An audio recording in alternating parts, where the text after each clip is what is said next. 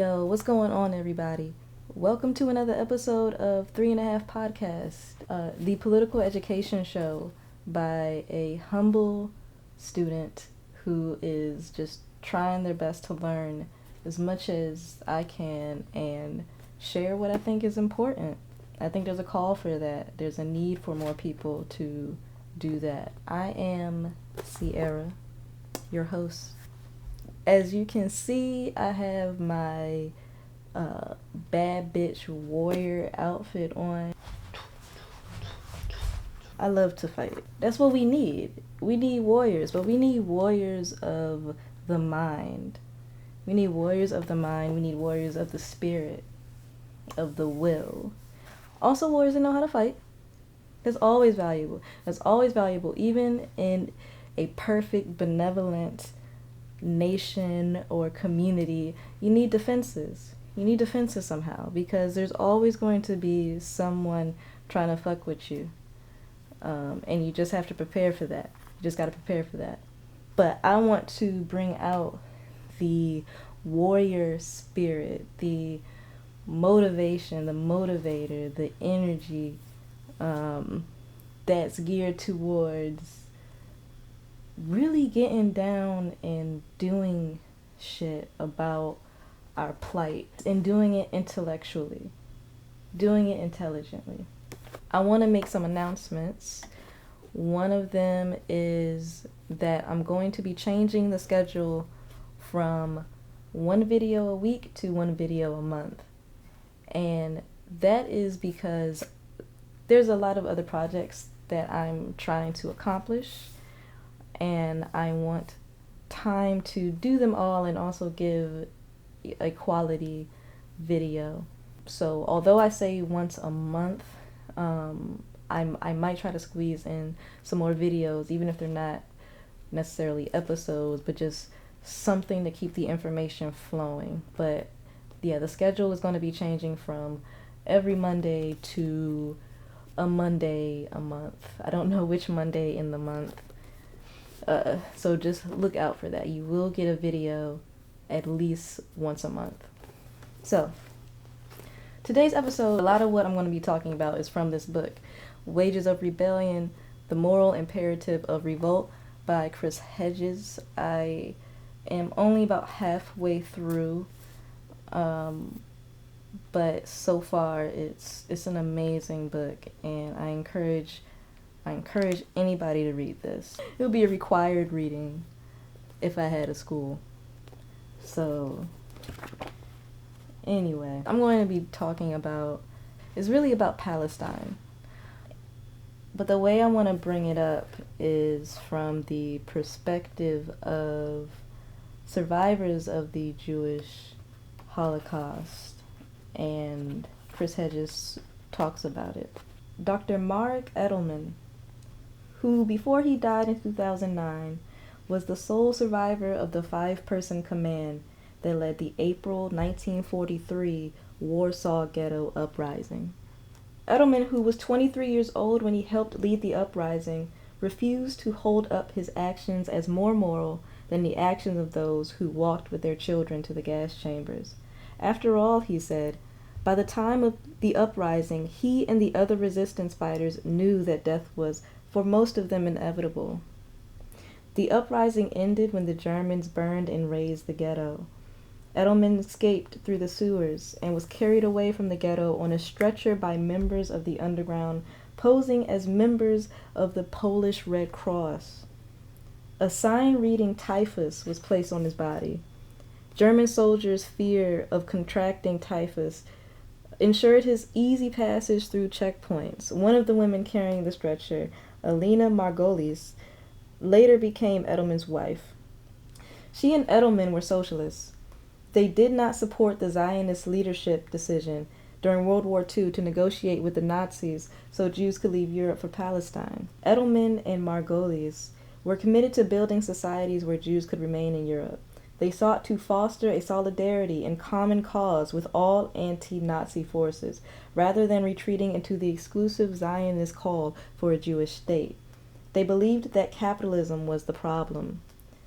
Edelman and Margolis horrified by the slaughter and mass displacement of Palestinians when Israel was created in 1948, denounced Israel's occupation.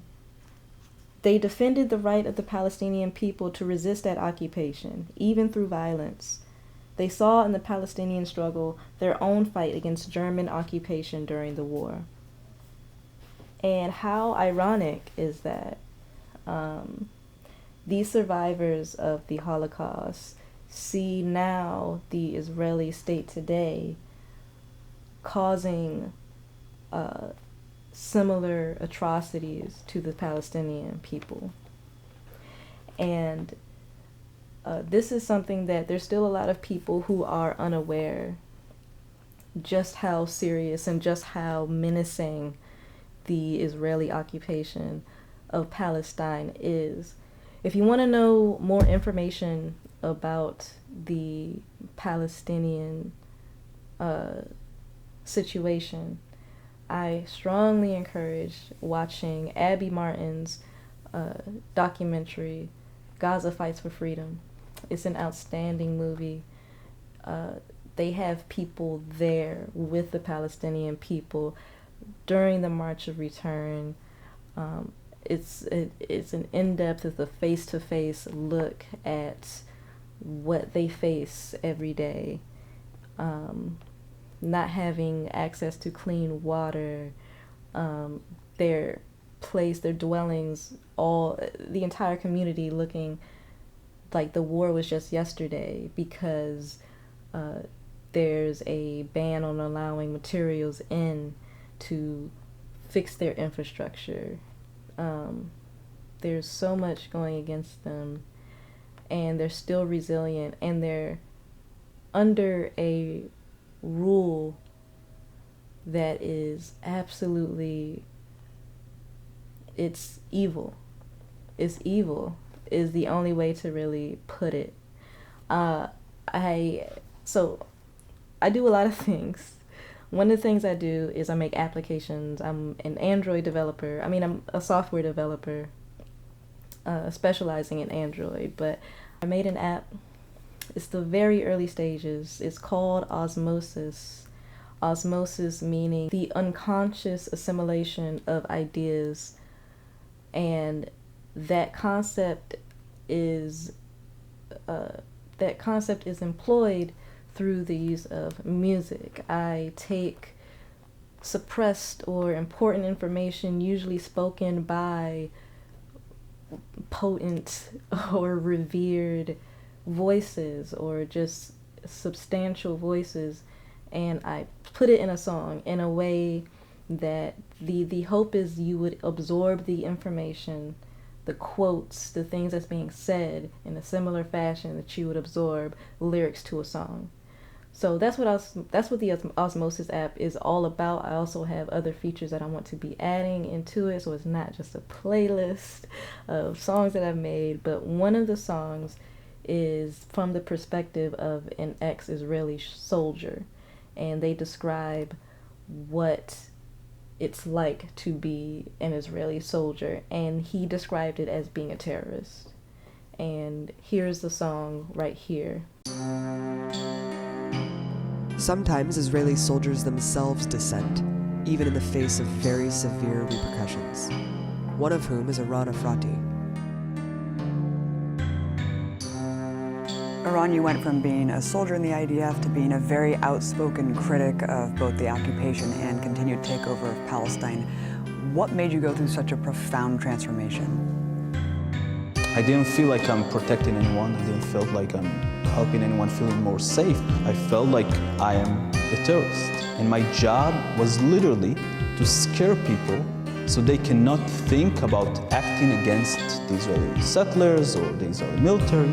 That was actually our defined mission, to make sure that to instill fear in the hearts of Palestinians in Hebron. That's exactly what we did. I realized that my job is actually to maintain an apartheid system. Very early on, I understood that the rights that the Jewish settlers have are not the rights that the Palestinians have. So these Jewish settlers, the Palestinian next to them, next house over, next building over, sometimes next apartment over, lives under my rule, my military rule. and I can do whatever I want with him. I can take his home as a temporary base for a few hours to a few days to a few weeks. I can decide that I'm arresting the people of the house and tying them up to the fence of my base. If we will get an order to demolish their home, I think realizing all of that in a very, very early stage in my service helped me understood that someone was lying to me along the way. I didn't feel like I'm protecting anyone. I didn't feel like I'm helping anyone feeling more safe. I felt like I am the terrorist. And my job was literally to scare people so they cannot think about acting against the Israeli settlers or the Israeli military. That was actually our defined mission, to make sure that to instill fear in the hearts of Palestinians in Hebron. And that's exactly what we did. Every other attempt from Palestinians to try to negotiate this situation in a diplomatic way was countered by more attacks, more oppression, and more occupation, more stealing of the land, more destroying of homes, more settlements being built. We decided to call going into the UN a diplomatic terrorism, and to go into the ICC, international terrorism. We basically describe every form of resistance as terrorism, because the sole idea of the occupation is not to be safe. The sole idea is to create an ethnically cleansed piece of land only for Jewish people, with Palestinian workers. Of course, some Palestinians can stay and do stuff for us. I didn't feel like I'm protecting anyone. I didn't feel like I'm helping anyone feeling more safe. I felt like I am the terrorist. And my job was literally to scare people so they cannot think about acting against the Israeli settlers or the Israeli military. That was actually our defined mission, to make sure that to instill fear in the hearts of Palestinians in Hebron. And that's exactly what we did. Soldiers from a semi-elite unit, and he's telling me a story about how their officer is gathering the unit together and telling them, we're gonna go out tonight to capture this person. Is highly dangerous. What we're gonna do is we're gonna come in 5 or 6 people's unit into their home in the middle of the night, break in quietly, go up to his bedroom, go into his bed, and point a gun into his head. Now, if he just wake up and surrender, we're taking him into the base. But if he scream, you shoot him in the head. If he lift his blanket, you shoot him in the head. If he lifts his hands or legs or trying to do any movement, you shoot him in the head. Now, because we understand as rational human beings that no human being can wake up in the middle of the night with a gun into his head and not scream or move, we understand these orders as an execution orders. And this is significant because the United States Democrats and Republicans support the Zionist regime of the Israeli state, which is, in a way sort of performing its own Holocaust, its own destruction of a people. And that it's still, even that is still part of imperialism, still part of neocolonialism. It's an economic struggle even there. Racism, even sexism, the destruction that goes on in developing countries, all of that is all economically tied together.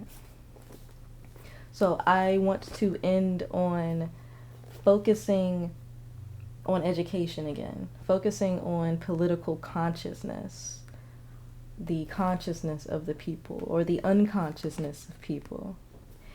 And I'll do that by talking about Mumia Abu Jamal, who is a very famous political prisoner. He was a part of the Black Panther Party. He's been in prison for about 4 decades for a crime that a lot of people believe he did not commit. This was for the murder of a Philadelphia police officer. But Chris Hedges went to go visit him in prison, and they had a pretty lengthy conversation. This is what he said as he lamented the political unconsciousness that he saw.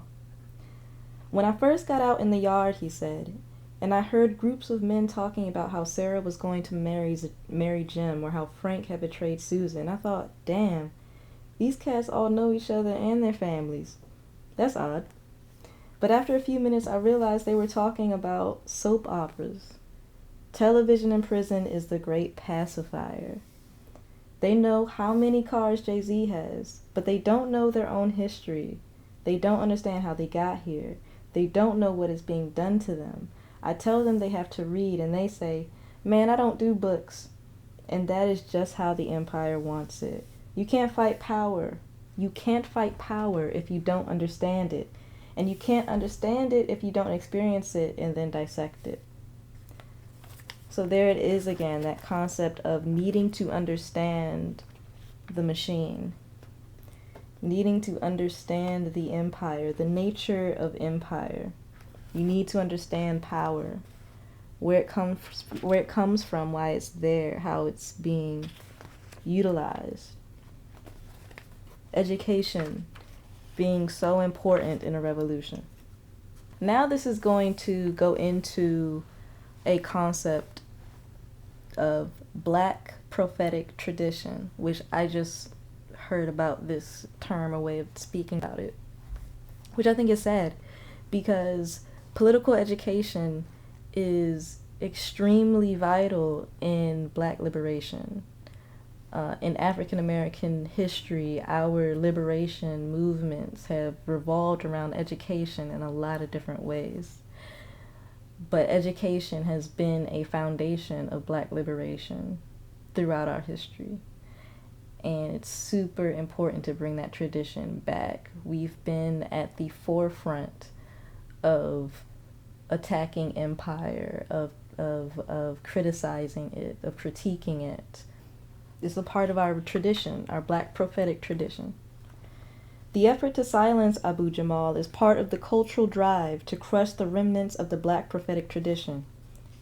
This tradition, which stretches back to Sojourner Truth and Frederick Douglass, has consistently named and damned the cruelty of imperialism and white supremacy.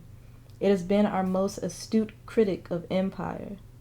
The Black prophetic tradition expressed radical truths with the clarity and moral force that has eluded most other critics of American capitalism. Okay, now this is a quote from Cornel West.